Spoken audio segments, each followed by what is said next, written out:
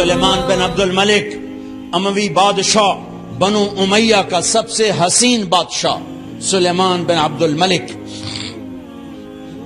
سب سے حسین، 42 سال کی عمر، جوانی۔ اس کی میت کو قبر کے قریب کیا گیا تو ہلنے لگا تو اس کے بیٹوں نے کہا ہمارے ابا زندہ ہیں، وہ سکتہ ہو گیا ہے، زندہ ہیں۔ عمر بن عبدالعزیز رضی اللہ رحمت اللہ علیہ فرمانے لگے ارے بھتیجو زندہ نہیں ہے، قبر کا عذاب جلدی شروع ہو گیا ہے، بل عجل اللہ بالعقوبہ، چھپاؤ، جلدی چھپاؤ۔ عمر بن عبدالعزیز جس تخت پر بیٹھے اس پر سلیمان تھا، اس پر ولید تھا، اس پر عبد الملک تھا۔ ان تینوں نے اپنے من کو راضی کیا، عمر بن عبدالعزیز نے اپنے رب کو راضی کیا۔ جب عمر بن عبدالعزیز کا وقت آیا مرنے کا تو انہوں نے بلایا رجا بن حیوہ سے، فرمایا کہ میں نے عبد الملک بن مروان چاچا بھی تھے، سسر بھی تھے، ان کی بیٹی فاطمہ سے شادی ہوئی تھی، میں نے اس کو قبر میں اتارا، کفن کی گرہ کھول کے دیکھا تو اس کا چہرہ قبلے سے ہٹ چکا تھا، رنگ کالا سیاہ پڑ چکا تھا۔ عبد الملک بن مروان گورا چٹا تھا، یہ جگہ سرخ تھی، کالا۔ پھر میں نے ولید کو قبر میں اتارا، اس کا بیٹا 10 سال حکومت کی، اس نے 21 سال حکومت کی، اس نے 10 سال کی، ولید بن عبد الملک۔ میں نے اس کے کفن کی گرہ کو کھول کے دیکھا تو اس کا رنگ سیاہ ہو چکا تھا اور قبلہ کی طرف سے چہرہ پھر چکا تھا۔ پھر اس سلیمان کا واقعہ تو ابھی سنایا، پھر اس سلیمان کو قبر میں اتارا اور اس کے کفن کی گرہ کو کھول کے دیکھا تو اس کا چہرہ قبلے سے ہٹ چکا تھا۔ اب میں جا رہا ہوں، مجھے دیکھنا۔ پہلے تینوں نے حکومت کی پوجا کی اور عمر بن عبدالعزیز نے اپنے اللہ کی پوجا کی۔ انہوں نے ایک بڑا عجیب خطبہ دیا جب خلیفہ بنے، اے لوگو، بچپن میں شعر و شاعری کا شوق تھا تو میں شاعر بنا، تھوڑا سا اٹھان ہوئی تو علم کا شوق لگا، میں نے علم حاصل کیا، جوان ہوا تو فاطمہ بنت عبد الملک سے عشق ہوا، میں نے اس سے شادی کی، اب اللہ نے مجھے حکومت دے دی ہے، اب تم دیکھو کہ میں اس سے اپنے اللہ کو راضی کروں گا۔ ہمارے حکمران تو ووٹ سے آتے ہیں اور چلے جاتے ہیں 4-5 سال کے بعد، ان کی وراثت میں حکومت آ رہی ہے اور 3 بر اعظم پر حکومت ہے، اور ایسا رعب و دبدبہ ہے بنو امیہ کا، کوئی ان کے سامنے سر نہیں اٹھا سکتا۔ اور یہ بندہ 2 سال 2 مہینے 3 بر اعظم میں زکوٰۃ لینے والا کوئی نہ بچا، 3 بر اعظم میں سوال کرنے والا کوئی نہ بچا، 3 بر اعظم میں ظالم کوئی نہ بچا، 3 بر اعظم میں مظلوم کوئی نہ بچا۔ لیکن خود کیسا رہا؟ گھر آئے، فاطمہ بڑے اچھے دن گزرے ہیں، اب امتحان ہے، میں تیرا حق نہیں ادا کر سکوں گا، طلاق لینی ہے میں حاضر ہوں، ساتھ دینا ہے تو میرے اپنے حق معاف کرو، اپنے حق معاف کرو۔ فاطمہ جیسی عورت انسانی تاریخ میں کوئی نہیں آئی، سیاسی لحاظ سے، سیاسی۔ دادا مروان بادشاہ، باپ عبد الملک بادشاہ، بھائی ولید بادشاہ، دوسرا بھائی سلیمان بادشاہ، تیسرا بھائی ہشام بادشاہ، چوتھا بھائی یزید بادشاہ اور اپنا خامند بادشاہ۔ 7 نسبتوں سے یہ عورت شہزادی ہے۔ کائنات انسانی تاریخ میں اتنی بڑی عورت کوئی نہیں آئی، سیاسی۔ فاطمہ کہنے لگیں عمر، میں نے سکھ کے دن تیرے ساتھ گزارے ہیں، دکھ میں تجھے چھوڑ کے نہیں جاؤں گی، جاؤ میں نے اپنے سارے حق معاف کیے۔ پھر حضرت عمر بن عبدالعزیز کی راتیں اور دن کیسے گزرے؟ فاطمہ بنت عبد الملک فرماتی ہیں 2 سال 2 مہینے میں وہ میرے بستر پر میرے ساتھ نہیں لیٹے، انہیں غسل کی ضرورت نہیں پیش آئی، مصلے پہ بیٹھتے اور روتے وہیں سو جاتے اور روتے وہیں سے اٹھتے۔ پر 3 بر اعظم میں ظالم کوئی نہ بچا، مظلوم کوئی نہ بچا، زکوٰۃ لینے والا کوئی نہ بچا، بھکاری بھیک مانگنے والا کوئی نہ بچا۔ 3 بر اعظم کو ایسے صاف کر دیا۔ یہ فیصلہ آباد بھی ان کی حکومت میں شامل تھا، چونکہ ملتان وہ بمبئی تک اور ملتان دیپال پور تک، یہ سارا علاقہ ملتان میں آتا ہے، اور محمد بن قاسم نے ملتان فتح کیا ولید کے زمانے میں۔ اپنی حکومت کو اللہ کی رضا کے لیے استعمال کیا۔ کیسے استعمال کیا؟ سارے مال فاطمہ کا سارا زیور بیت المال میں ڈال دیا، تنخواہ پہ آ گئے، عید کا موقع آیا، بچوں نے ماں سے کہا، 12 بچے تھے، بچیاں 12 بچے بچیاں، ہمیں کپڑے لے کر دو، عید آ رہی ہے، ہر آدمی اپنے بچوں کے لیے کپڑے لے رہا ہے، ہمارے بچے بھی کہہ رہے ہیں کپڑے لیں، جاؤ بھائی لو۔ فاطمہ کے پاس عمر 3 بر اعظم کے بادشاہ کے بچے آ رہے ہیں، ماں جی عید آ رہی، کپڑے تو لے دیں، ابا سے کہیں کہ ابا سے بات کرتی ہوں۔ ابا تشریف لائے، خزانے لبالب بھرے ہوئے گندم کے ڈھیر کی طرح، کہ امیر المومنین بچے کپڑے مانگ رہے ہیں۔ فاطمہ میرے پاس تو پیسے نہیں، میں کہاں سے کپڑے لے کر دوں، میرے پاس تو پیسے کوئی نہیں۔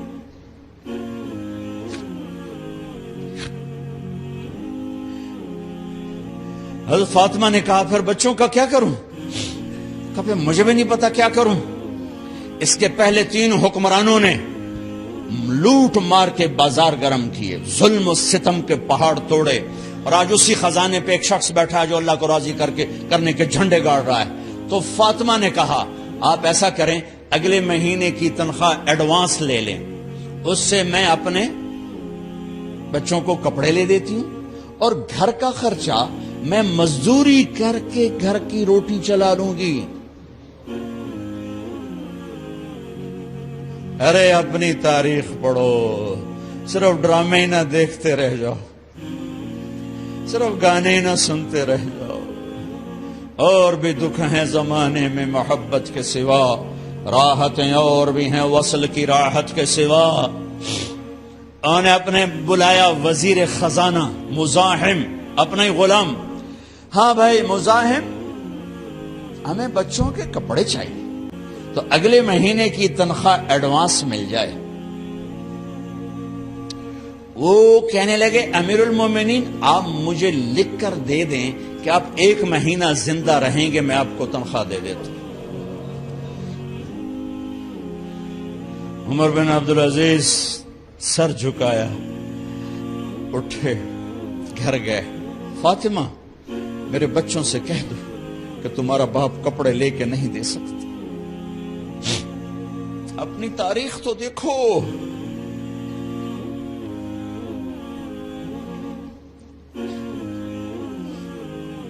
عید کا دن آ گیا، خلیفہ وقت عید کی نماز پڑھاتے تھے، نمازیں بھی خلیفہ وقت پڑھاتے تھے۔ بنو امیہ کا خاندان ملنے کے لیے آ رہا ہے، سارے سرداروں کے بیٹے، اعلیٰ پوشاک، اعلیٰ لباس، ملنے آ رہے ہیں۔ تھوڑی دیر بعد دیکھا تو بچے بھی ملنے آ رہے ہیں، امیر المومنین کی حیثیت سے بچے باپ کو ملنے آ رہے ہیں، اور ان کے جسموں پر پرانا لباس ہے۔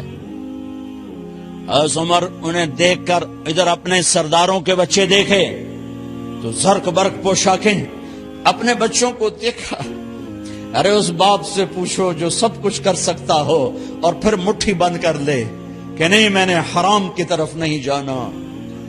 بچوں کو دیکھا تو آنکھیں ڈبا گئیں، آنکھوں میں آنسو آ گئے۔ فرمایا میرے بچوں آج تمہیں اپنے باپ سے گلہ تو ہوگا کہ آج ہمارے باپ نے کپڑے ہی نہ لے کے دیے۔ ان کے ایک بیٹے ہیں عبد الملک، ان سے بھی 4 رات آگے تھے، ان سے پہلے ہی فوت ہو گئے تھے۔ کہنے لگے ابا جان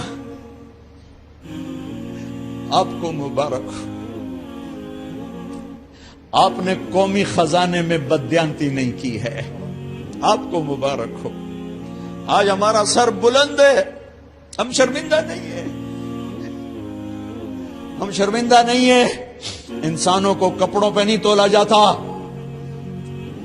آج کا میرا دیس کا مالدار اتنا فقیر ہو گیا ہے، اتنا چھوٹا ہو گیا ہے کہ وہ اپنا تعارف کروانے کے لیے 50 لاکھ کی گھڑی لیتا ہے، 6 لاکھ کا جوتا لیتا ہے۔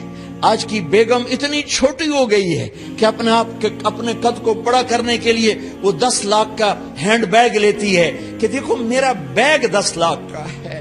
ارے میری بہن، تو 10 ٹکے کی بھی نہیں رہی اگر تو نے بیگ سے اپنے آپ کو بڑا بنایا۔ او میرے دوست، تو 2 ٹکے کا نہیں ہے اگر تو 10 لاکھ کے جوتے اور 50 لاکھ کی گاڑی سے، 50 لاکھ کی گھڑی سے اگر تو بڑا بننا چاہتا ہے۔ ارے اس دھوکے سے نکلو۔ برینڈڈ کہاں جا رہے ہو؟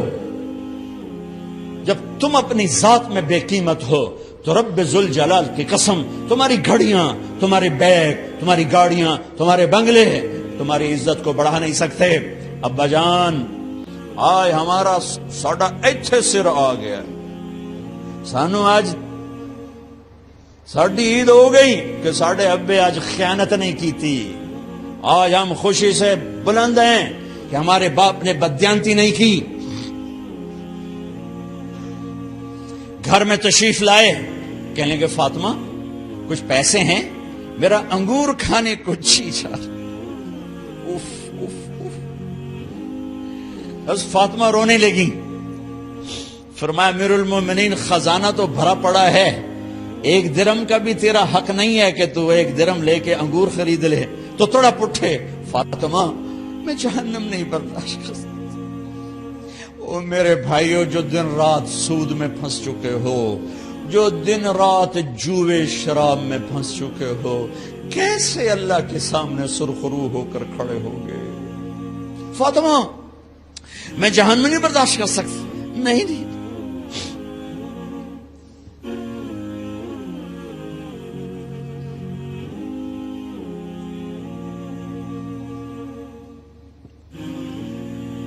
ایک رات گھر میں تشریف لائے، بچیاں، بیٹیاں، منہ پہ ہاتھ، کپڑا رکھا، دوپٹہ رکھا منہ پہ، اور بات کریں۔ آپ نے پوچھا ارے کیا ہوا تمہیں، یہ منہ پہ کپڑا کیوں رکھتے ہو؟ تو خاموش ہو گئی، لیکن گھر کی خادمہ رو پڑی۔ کہا امیر المومنین، آج آپ کی بیٹیوں نے کچا پیاز توڑ کے اس سے روٹی کھائی، سالن کوئی، ارے مسردی دال ہی کوئی نہیں ہے، پیاز، کچے پیاز نہ روٹی۔ آج ساڈا مزدور جڑا کوئی نہ کوئی چٹنی بنا بند ہے، 3 بر اعظم دے بعد شادیاں دھیاں، ہے کچے وصلہ نہ روٹی بیٹھیاں کھاندیاں۔ اور میرے آج کا تاجر کہتا ہے جھوٹ نہ بولوں تو کاروبار کیسے، میرا افسر کہتا ہے رشوت نہ لوں تو گزارا کیسے کروں۔ تو عمر بن عبدالعزیز پھس پہ ہچکیوں کے ساتھ روئے کہ میری بچیوں، میں تمہیں بڑے اچھے کھانے کھلا سکتا ہوں اور میں جہنم کی آگ برداشت نہیں کر سکتا۔ بھائیو، اس بندے نے اپنے آپ کو ذبح کر دی، اللہ کو راضی کرنے کے لیے ذبح کر دی، اپنے ذات کو، اپنے جذبات کو، اپنے احساسات کو۔ جب گورنر ہوتے تھے نا، تو حضرت فاطمہ کی ایک باندی تھی، ان سے انہیں عشق ہو گیا، تو اپنی بیگم سے کہتے یہ باندی مجھے گفٹ کر دو، وہ کہتی میں نہیں کرتی۔ جب یہ خلیفہ بنے، کئی دفعہ ان سے کہتے مجھے ہدیہ کر دو، مجھے دے دو، وہ کہتے میں نہیں دیتی۔ جب یہ خلیفہ بنے تو ان کی بیگم نے اس باندی کو نہلایا، خوبصورت زیورات سے سجایا، عالی شان میک اپ کیا اور اس کا ہاتھ پکڑ کے لائی، امیر المومنین یہ آپ کی خدمت میں گفٹ ہے۔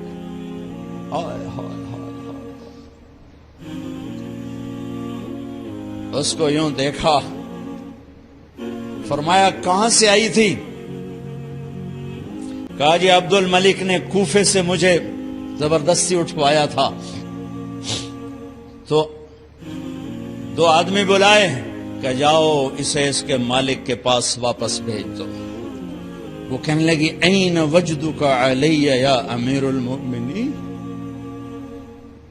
امیر المؤمنین آپ کا عشق کہاں گیا جو میرے ساتھ تھا؟ تو عمر کی آنکھیں بھر آئیں، کہا وہ پہلے سے بھی زیادہ ہے، لیکن تمہیں اللہ کے لیے قربان کرتا، میں اپنے عشق کو اللہ کے لیے قربان کرتا۔ ہاں اب اللہ نے صلہ کیا دیا؟ جب انتقال ہونے لگا تو بلایا رجا کو، جو میں بات پہلے چھوڑ کے ادھر ان کی تھوڑی سیرت بتائی کہ رجا اب میں مرنے لگا ہوں۔